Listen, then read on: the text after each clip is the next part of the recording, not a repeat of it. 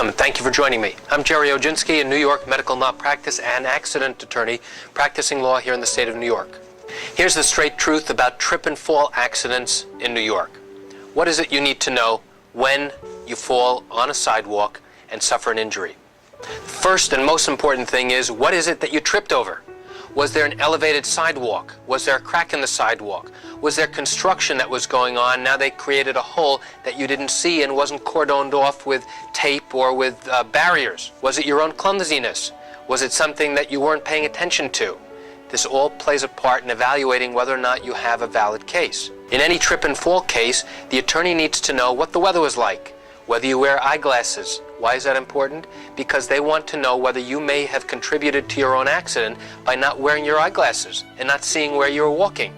Maybe you were distracted and didn't see that there was some step or something else in the way that you should have recognized and now fell. Had you ever been by the sidewalk before? Did you ever have a chance to look down and see the problem? Did you ever have to walk around it to make sure that you didn't fall into it? These are all questions that an attorney needs to know. So how do we know and how do we prove whether or not a homeowner, property owner, had notice, knew about a dangerous condition? Well, there are a number of ways to do it. One is called actual notice, the other is called constructive notice. So what does that mean?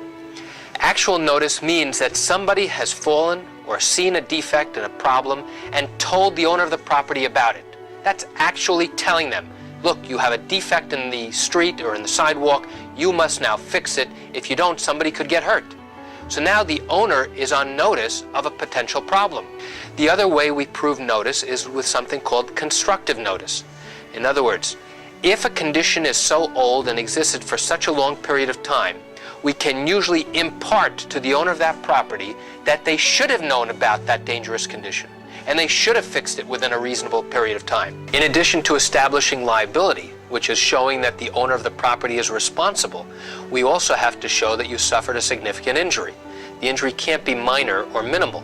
It's got to be significant so that you are able to show that your injuries, not only from the time of the accident up until time of trial exist, but also that your injuries are significant enough that you'll probably have them into the future and may also need additional medical care to take care of those problems. And that's it for today's video tip on the straight truth about trip and fall cases here in the state of New York. I want to thank you for joining me for a few minutes here in my office. I'm Jerry Oginski. Have a great day.